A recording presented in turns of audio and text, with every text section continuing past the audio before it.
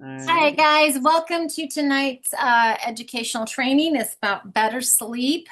And how many of you guys struggle with like getting no sleep at night? Yeah, Valerie. yeah, yeah. I have learned so much about sleep because I used to have issues myself. And the results of me not getting enough sleep turned into a bunch of health issues and gaining weight.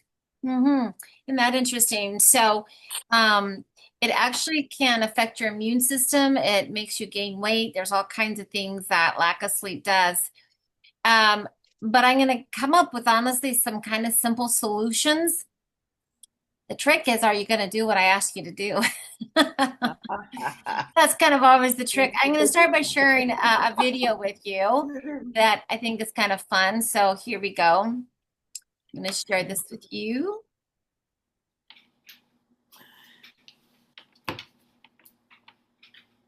Alrighty, here we go.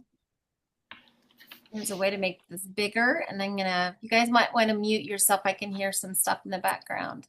Sorry. So this actually reminds me of a lot of people that I know when it comes to asking them to, just go to bed. Here. All you have to do to get an amazing night of sleep, the best night of sleep of your life, is simple. For the last hour you're awake, don't use your phone. Okay? Now, so that's something you can all try. No. No. What? No. How about just the last 20 minutes right before you go to bed? I really don't. That's even worse. So it seems like sleep isn't really important to you. Sleep is the most important thing in my life. I would take any pill. I would have any surgery for a better night's sleep. Same. Definitely, I would do that. Okay, how about just the last 5 minutes that you're awake? No. Wow. I really don't think so, doctor. Like maybe put your phone down, you go brush your teeth, use the toilet, go to bed. So you expect us to sit on the toilet without our phones like in Amish? Yes, That's crazy. just the last time you use it right before you go to bed. Okay, so what time of day do you recommend that I go on WebMD and look up what all my rashes mean? Yeah, when should he look up his rashes? It's here. Adobe. So that is honestly what I think a lot of people have to deal with when Hysterical. you go into sleep. Just turn off your phone. Just turn off your phone, right? Yeah. How many of you guys go to bed with your phone? Yeah, you're not admitting to me after this. I know you guys are all on your phone or watching TV. We're going to talk about what that does and just some information that's going to help you guys understand that. So let me open up a screen here that I have that is on better sleep and the health consequences of that. So here we go. And you guys know I love my slideshows. So better sleep and better health, recharging your mind, you guys. So, you probably know that the sleep is the foundation of energy, right? Focus and overall health. Most adults underestimate the power of rest. In fact, I just recently read that people that take a nap have better heart health. Better heart health. People that take a nap have better heart health. So let's discover why sleep is your body's secret weapon. Okay. So there are some things I'm going to ask you guys to do, some little changes. So you might want to be ready to write this stuff down. Okay. So 1 in 3 adults in the US don't get enough sleep. In fact, I just also read that 86% of the population is sleep deprived. 86. And if you think about it, remember how the commercials on TV were all about don't drink and drive? Have you guys noticed they're like, don't drink while you're tired? I've seen ads that are doing that now. Most people average less than 6 hours per night. And sleep deprivation costs about $400 billion per year in lost productivity. Lost productivity. I know that I have forced myself, if I sit there, my head's dotting or I'm kind of staring at stuff, I make myself stop and go take a nap because I'm not being productive at all. So I love my naps and I have nap areas in my house already set up. I know my routine when I take my nap. I am a power napper. I have perfected that superhuman skill. So why it matters, you guys, it restores brain and memory function. So if you are sitting there dozing at your desk, your brain is just not really working, you're not being productive. It actually builds your immune system. And the reason why it does is if you are so tired that your immune system is having to work extra hard just because you don't have the energy, like energy is related to your immune system holding up those shields. So when when you're tired, your immune system gets weak and it can't work as effectively. It also balances your hormones. It balances your hormones. So if you guys are anybody in the age of menopausal, perimenopausal, sleep's going to help you with that. And then, of course, it improves emotional regulation. I laughed when I wrote that because I thought, yes, I know that, there's hangry. I'm angry and hungry. There's also another one that's just like, I'm moody because I'm tired. There's not a word for that, but that is truly the case. So the world that's related to drowsy driving statistics around 100,000 police reported crashes every year involving drowsy driving. 100,000. These crashes caused about 50,000 injuries, and they say to 800, 900 deaths, but there's actual report. They say there's closer to 6,000 deaths per year due to being sleepy. And most of it happens between midnight and 6 a.m. or in the mid-afternoon. Isn't that interesting? Mid-afternoon, people drive and they get tired. Rural roads or highways involves a single driver with no passengers, often running off the road. What happens is that I read when you run off the road, people overcorrect because they catch themselves and then they do the car flippy thing. So why it happens, going more than 20 hours without sleep has the same effect on driving as a blood alcohol concentration of 0.08, the legal limit for intoxication. So if you are going without sleep, you're driving like you're intoxicated. Sleep-deprived drivers are 3 times more likely to be involved in a crash. So just from the safety part of everybody else, I have learned to, and Deborah and I were talking about this. Deborah and I are fond of just pulling over in a parking lot and putting our sleep backs and taking a nap. I mean, I keep in my car a blanket and a pillow for if I'm all of a sudden going, wow, I'm fighting it. I don't even fight it anymore. Pull over, parking lot, back corner, and take a nap. And I encourage you guys to do that too. It's not worth being a statistic because you feel like you're going to fight sleep. Just own it, right? So health costs, you guys, it's really linked to obesity, diabetes, heart disease, and of course, depression. And this is all related to the stress hormone, the cortisol. So when you are sleepy, your cortisol levels go up. It weakens your immune system and your metabolism. So directly related to weight gain. And of course, it speeds aging and inflammation. Isn't that interesting?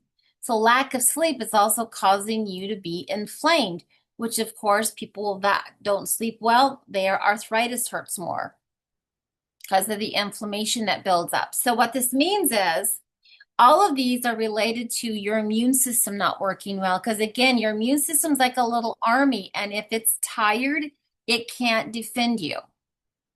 And it can't defend you in all of these areas. Heart disease, diabetes, depression, inflammation.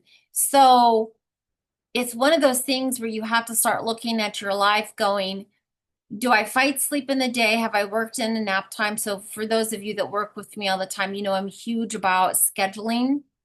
I actually schedule time in the afternoon to lay down and rest. It's part of my schedule. And that's because I'm a morning person and I'm also an evening person. So I get up in the morning and I work early, but I also tend to stay up late. So naps are a part of my schedule because I don't want to have heart issues. And I don't want to kill somebody on the road because I don't know how to just take a nap. I mean, wouldn't that be the worst feeling in the world to know that you hurt somebody because you don't know how to take a nap? Right? So it's kind of this thing. If you don't have a pillow and a blanket in your car, get one and pull over and take a nap. So how does this relate to weight gain? Well, there's some words here you guys probably know. It lowers leptin. Leptin is that fullness hormone. And it raises ghrelin. Ghrelin is a hunger hormone in your stomach. We all have ghrelin hormones in our stomach. That's what makes us feel hungry. So a lot of weight loss things that are out there is really about reducing your ghrelin hormone. Did you know that? It also, and this is me, man, when I get tired, I eat to wake up. So late night snacking and sugar cravings are related to me being tired. The other night, I was just having a hard time. It was like 10:30 at night, and I kind of went to the kitchen and went, why am I hungry? And I just stopped and went, you're not hungry, you're just tired. Like it was that realization going, I haven't had a sugar craving in forever. And someone was talking to me about sugar cravings, and my sugar cravings are actually related to me being tired. Just go to sleep, right? Lower energy, of course, means fewer workouts. Like I'm going to park closer to the door of the grocery store because I'm tired, as opposed to parking in the back lot and walking. And of course, when your cortisol rises, it stores in belly fat for you to use as energy. So everything that your body's doing is making your hormones not work. Does that make sense? Your hormones just kind of stop working. Your fullness hormone doesn't work. Your hunger hormone kicks into place. Like all of a sudden you feel like you're hungry, and honestly, you're just tired. So chronic sleep loss alters your body's hunger and fullness signals. That's what we just said. You feel hungry and your body doesn't recognize being full. You lose leptin and you have more ghrelin. The imbalance increases your cravings, especially for carbs and sugary foods. And this is the conversation I just had with somebody, and she was saying, do you ever get rid of your sugar cravings? And I went, yes, by getting more sleep. Because if you're on I'm on a high protein diet, my body's not really craving sugar. My tiredness is craving sugar. Of course, fatigue lowers your willpower and motivation to prepare healthy meals or exercise. Absolutely. My meal prepping goes out the window if I get overtired. Sandy, go back one slide just for a second, please. Okay, thank you. Was there something brilliant on that last slide you needed? Well, there was. I go back again for a second, and I'm going to talk to my doctor about it, because I talk about less leptin, which is a hormone that signals fullness, and I'm a diabetic, and so I'm going to talk to her about how that reacts with my hormones. Ooh, good question. Yeah, really good question. Wow, very good. Thank you. I'm eager to hear what they have to say. I want to hear what that answer is. That's interesting. Linda Medina is amazing about meal prep, and the R3 weight loss program that we have is all about preparing your meals. And Linda's the one that on Sundays, she's taught me on Sundays, so she does meal prepping. And now, Linda, I have followed your example, and I do my meal prepping more and planning out because of you saying, this is what I do on Sunday in our R3 weight loss program. It makes all the difference in the world. It makes all the difference in the world on how much I am eating healthier when I plan my meals. But again, this is spot on. If I'm tired, and I remember, Linda, not too long ago, you're going, boy, I'm so tired, I didn't even want to plan my meals. And I remember you saying you forced your way through it because I went, because I was preparing for this. And I went, ooh, that goes right in with what I was saying. How many of you guys actually do meal prepping and that you plan your meals? Yeah, it's huge. If you guys don't, literally think about it. Interesting, Linda. My meal prepping has become very, very simple as I've done this more. Like I'm going super simple this week. We're having hamburger and salad. That's my meal prepping, because there's a lot of work that goes into that. Studies show people who sleep less than 6 hours per night are 55% more likely to become obese. Isn't that interesting? And I can tell you, I have been losing weight, and part of that has been very, very mindful about going to bed. Even mild sleep deprivation, like cutting 1 to 2 hours per night, slows your metabolism and increases fat storage. Now look at that. It slows your metabolism and increases fat storage because your body needs the energy to keep going, right? That's why your body's holding on to the fat for you to burn later for the energy. So when you're tired, your body isn't just sleepy, it's hungry for energy. So think about that. It's hungry for energy. Okay, I'm going to tell you about a study that was done. I went to Oklahoma State University, and this was a really, really cool study. And what the coach wanted to do was to find out how to lower injuries with the Oklahoma State football team and to raise test scores. Okay, lower injuries and raise test scores. So what they did was everybody on the Cowboy football team had to do the same thing. This is in 2017, and the science group that they combined was with Rise Science. So everybody had to cool their room down to 68 degrees or lower. This is the things I'm going to ask you guys to do. So take a picture of this, write it down. Lower the temperature in your bedroom. No TV or phones 1 hour before bed. That's why I played that video about turning off your phones before you go to bed. Weighted blankets. And oh my gosh, I have a lot of blankets on my bed because I just turn off the heat completely. And when I'm in a room where I don't have a weighted blanket, I can't sleep very well. Blackout curtains and then yellow glasses 1 hour before bed. Putting on, now they're really popular. They're like computer glasses. They have a yellow tint in them to stop the blue light of your screen. So these are the things that they did. And across the board, injuries went down significantly, down 70%, and test scores went up. And all because of them having better sleep. So hear that.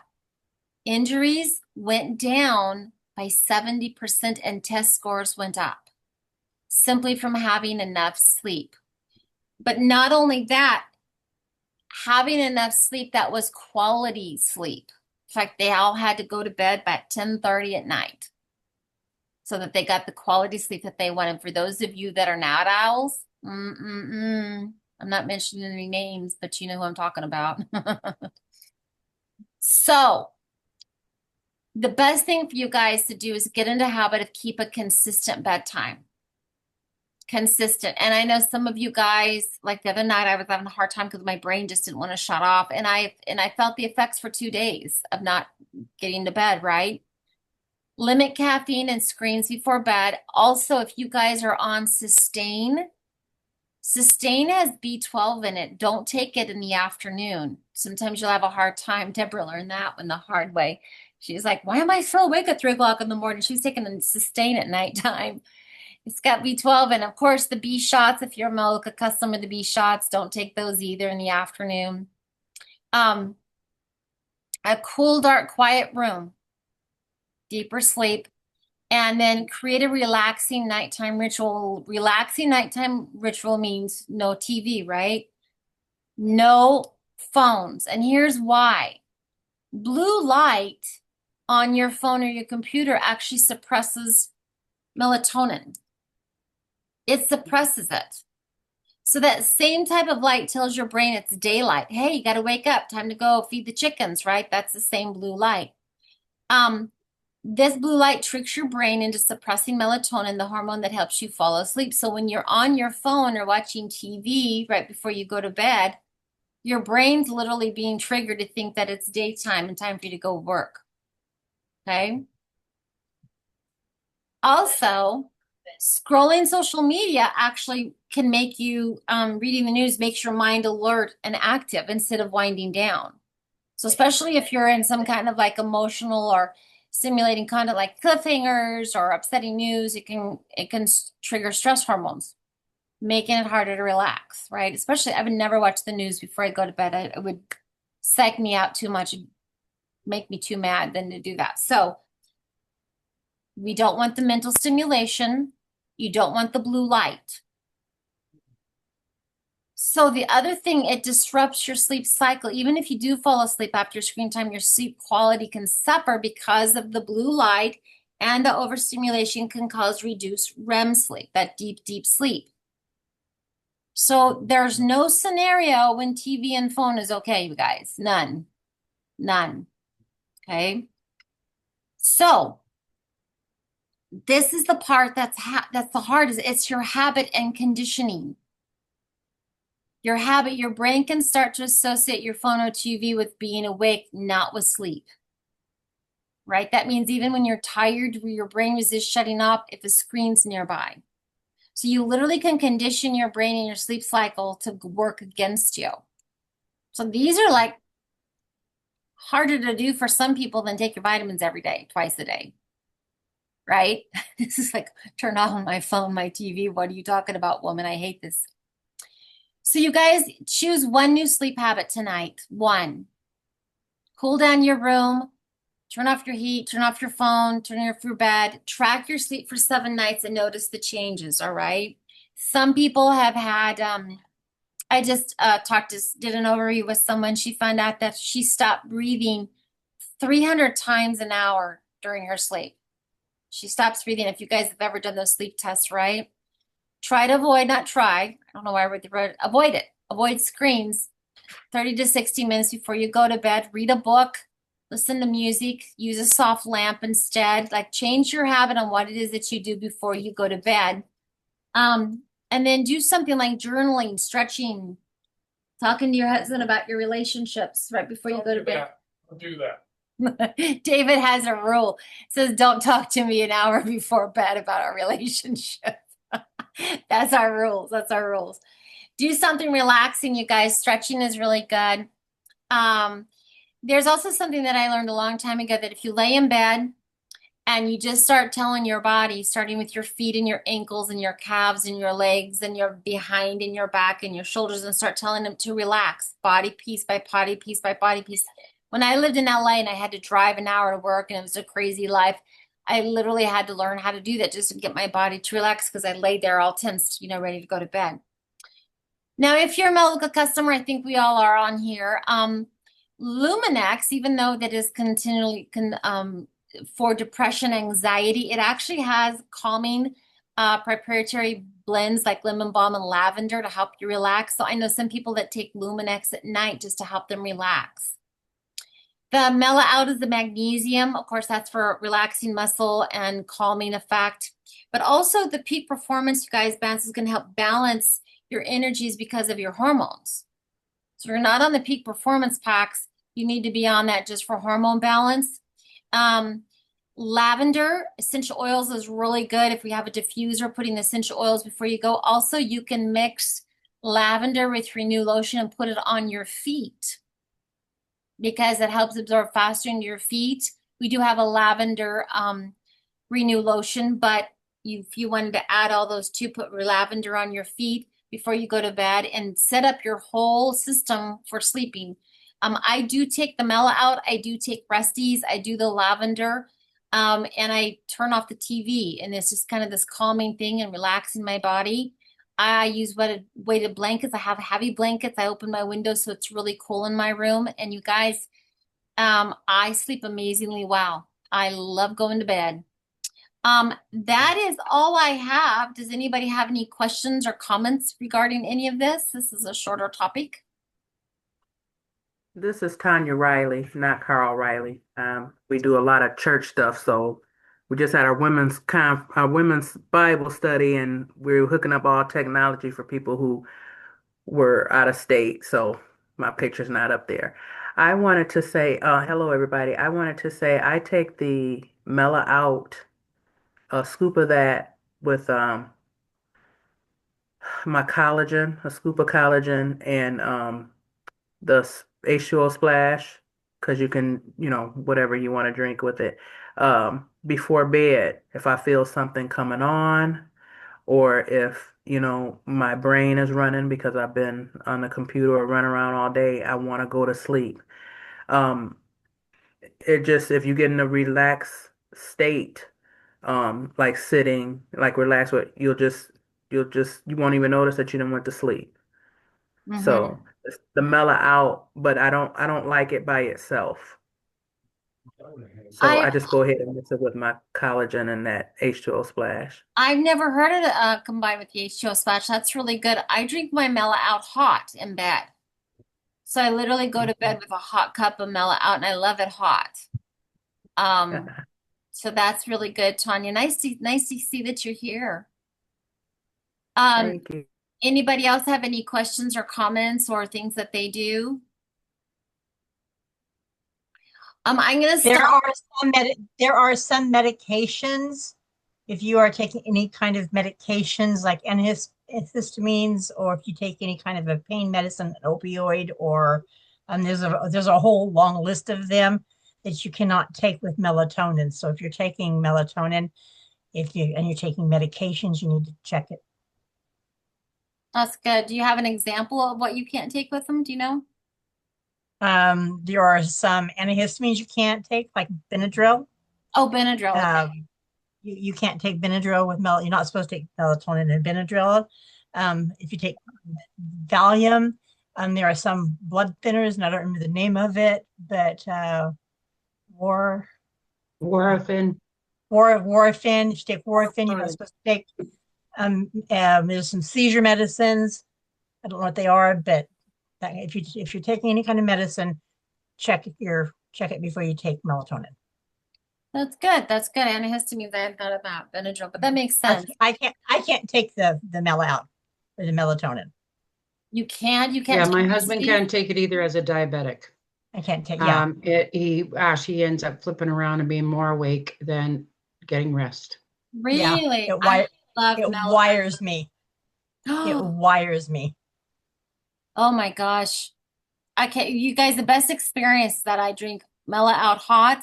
I drink my resties, put my essential oils on, my lavender, and lay in my bed with my blanket, and it's cool in my room. I have the best sleep. I swear I've been asleep. Why is that happening to you guys again? Is it because you're on medication? There's Medication. Yeah. Okay, because I didn't hear that part, but okay, thank you. Yeah, I got my whole organization, I got about 10 people I slept like a baby, and I get great feedback from it, but I try to educate everybody on what I do and what works for me. So it's It good works to hear great. that. Isn't great that and we have two. What is it? The Resties is melatonin, right?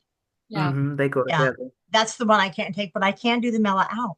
Oh, you can do the Mela out. You can't do the Rest Easy. I can't do the Resties. Okay, and that's for medication purposes. Mm-hmm. Okay, and what was the medication again? Warfarin and what else? Well, Diabetic. Sometimes any there's a list of diabetic. them. There's a list. If you're a diabetic, there's some diabetic medicines. There are some heart medicines that can't be mixed with it. Okay. And so you just need to, every individual is different, but there's, Okay. if No, you're on that's good to know. medications, check. That's good to know. What Okay. about Sandy? My friend has one kidney. Where'd she lose the other one? She's so bad. When? Check the loss of Good. She lost it. You lost it. But you know what? Those Black Friday sales are crazy. I lost my kidney. I don't know any issues with people that have one kidney that can't do anything that we just talked about, because it's not, medication kind of thing. I think that the Mela out would be really important because it's good for kidney health. Yeah. I think it'd be really important for that. Deborah, you just said something that reminded me of something else. I forgot. Oh, Doris was the one that told me that Luminex makes her really sleepy. She can't take it in the day. She has to take it at night. Wow. So, Yeah. and it does have, that's why when I was looking at this and I remembered you telling me that, I looked up the Luminex, and it does have lavender in it, the lavender proprietary blends and stuff. So it's about relaxing. So that's something that you might want to take at nighttime too, if you guys have some issues. Now Luminex is one of those things that takes a while to build up in your body. It doesn't just happen overnight. It's one of those things you have to be consistently to take that. So I thought it was a mood enhancer. it is, Okay. but it's got, it makes some people tired because it's got lavender in it. Oh, okay. Yeah, so lavender is not one of those things that hit people the same way, just like nothing hits everybody the same way, right? And I have to layer it because lavender doesn't really like all of a sudden knock me out, but on top with everything else, it's just that added little thing. Yeah. Now, what's the mood one again? Is that Luminex you're talking Luminex. about? Yeah. Luminex. Is in place of that has St. John's Wort in it? Not Is that anymore. the one? I believe Not so. anymore. It's Not got anymore? More? ashwagandha in it. Ashwagandha. Oh yeah. Ah, that's the one that, yeah.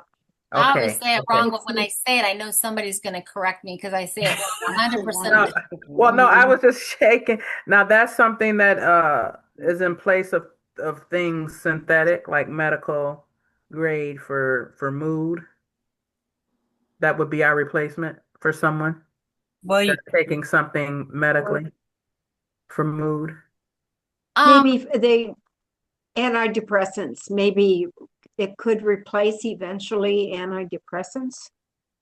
It's Okay. it's one of the steps. The way that I look at it, Tanya, is this, which is antidepressants are really scary to get on and off of.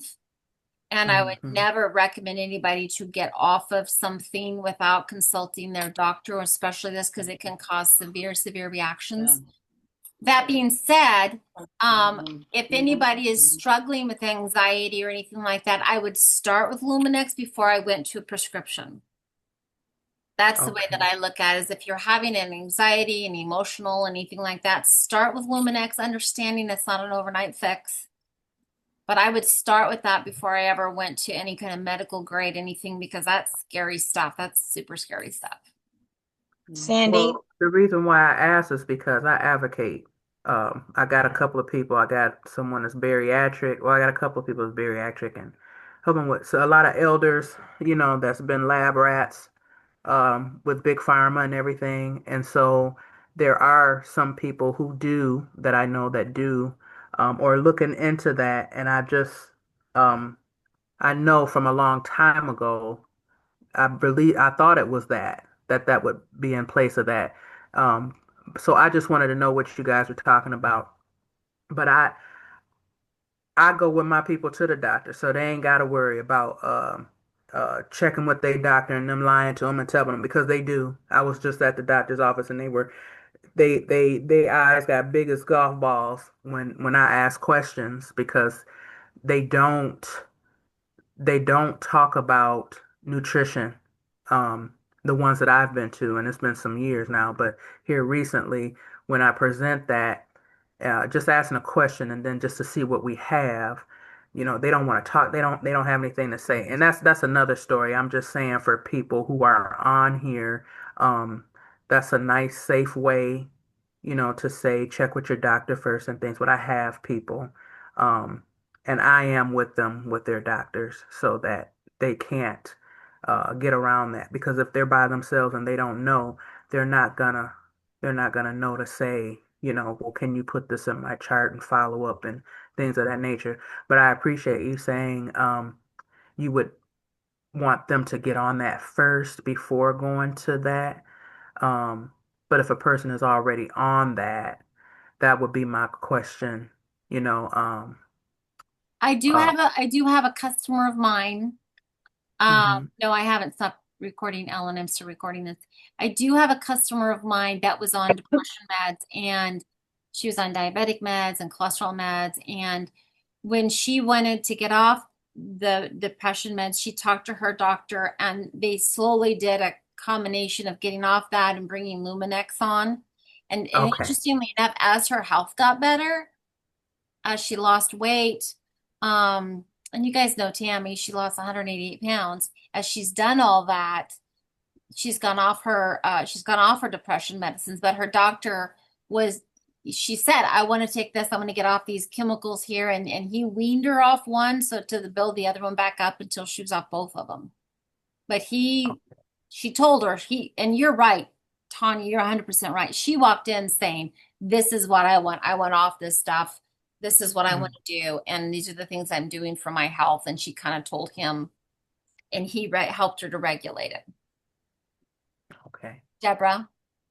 The other one that I forgot to mention with melatonin, because I was on so many medications, I thoroughly searched them out. Blood pressure, I don't take blood pressure medicine, but that's one of them that was mentioned. If you are on blood pressure medicine to lower your blood pressure, you have to check. That's one of those with Tammy with balancing it, because melatonin can lower your blood pressure. And if you're taking medication to lower your blood pressure, it can cause problems with your blood pressure being too low and can cause a dizziness. Yeah, and you're referring to rest easy, not the mellow out, right? It's the rest easy you're referring to. The one with the Anything with melatonin. melatonin. No, I'm referring to Yeah. melatonin as any product with melatonin. I just want to make an observation too. It's interesting that some people taking the Luminex, I've not heard that, get sleepy during the day when they're taking it. But it's also interesting that when you're sleep deprived, it contributes to depression and anxiety. So it's kind of interesting. Maybe I wonder if there's a connection there as well, because not only about the lavender, but about the the the calming of the Luminex is supposed to be helping for that anxiety and that mood, right? And you may be sleep deprived. That might be part of the Well, that's the research that I mechanism. did, which is Exactly. sometimes sometimes depression is related to being sleep deprived. Of course, depression is also gut health, you guys, right? Throw that in there too. But yeah, and I know that the times when I tend to feel, if I am not feeling my bluebird chirping happy self, chances are I'm sleepy. Weirdness, I'm sleepy. I'm going to stop this recording. So everyone say bye to those that are watching.